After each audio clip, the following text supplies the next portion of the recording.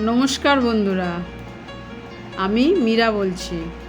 আর আপনারা দেখছেন আমার ইউটিউব চ্যানেল মীরাস গার্ডেন। এই আমার তরমুজ গাছ। তরমুজ গাছ একটা জবা গাছের বালতিতে আপনা হয়েছে, তো সেটা আমি অন্য জায়গায় প্রতিস্থাপন করব। এই যে আমার জবা গাছ, এই যে এটা জবা গাছ, জবা গাছের বালতির মধ্যে এটা আপনা হয়েছে। খুব সুন্দর হয়েছে গাছটা এবং খুব ভালো হয়েছে। দুটো ফল চলে এসছে, দেখতেই পাচ্ছেন দুটোই ফল চলে এসছে আর প্রচুর ডোক বেরিয়েছে। তাই জন্য ভাবলাম এটা আমি অন্য বালতিতে স্থাপন করব। এই একটা বালতির মধ্যেই দুটো তো হলে হবে না, তাই জন্য আমি অন্য বালতিতে স্থাপন করব। এই আমার মাটি, আর এই হচ্ছে আনাজের খোসা, আর এই হচ্ছে আমার গোবর সার। আর এই যে বালতিটার মধ্যে আমি প্রতিস্থাপন করব, এই বালতিটাও আমি সিমেন্ট দিয়ে বানিয়েছি। এই বড় একটা জায়গা গর্ত করে রেখেছি যাতে জলটা খুব তাড়াতাড়ি বেরিয়ে যায়। এই যে এটাকে দিয়ে চাপা দিয়ে দেব।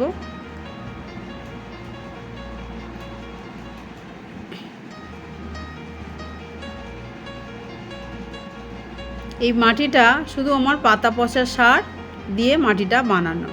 আর এই সবজির খোসাটা দিয়ে দিলাম আর মাটি দিয়ে দিচ্ছি। এর মধ্যে আর কিছু নেই, না হাড় গুঁড়ো, না শিংকুচি, না ভার্মি কম্পোস্ট, কিচ্ছু নেই। শুধু পাতা পচা সার দিয়ে মাটিটা বানিয়েছি। এবার এই বালতি থেকে আমি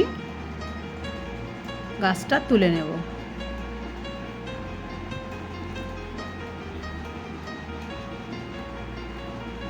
গাছটা তুলতে অনেকটাই কষ্ট হচ্ছে, কারণ একটা গাছ আছে, জবা গাছ আছে। জবা গাছের সাইড থেকে তুলে নিতে হচ্ছে যাতে জবা গাছটা না ক্ষতিকর হয়। এই তুলে নিলাম, তুলে নিয়ে এই বালতিতে দিয়ে দিলাম।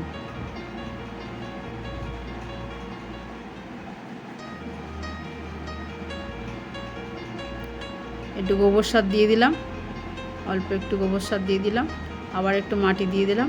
মাটি মানে পাতা পচা সার, আর মাটির সঙ্গে মিশিয়ে আমি যে মাটিটা করি সেই মাটি। আবার একটু আনাজের খোসা দিলাম,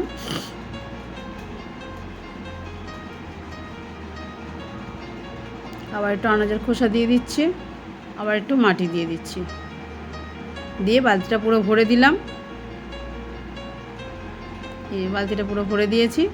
আর গাছটা কত বড় দেখুন, গাছটা অনেক বড় হয়েছে আর কতগুলো ডোক, 4-5টা ডোক বেরিয়েছে।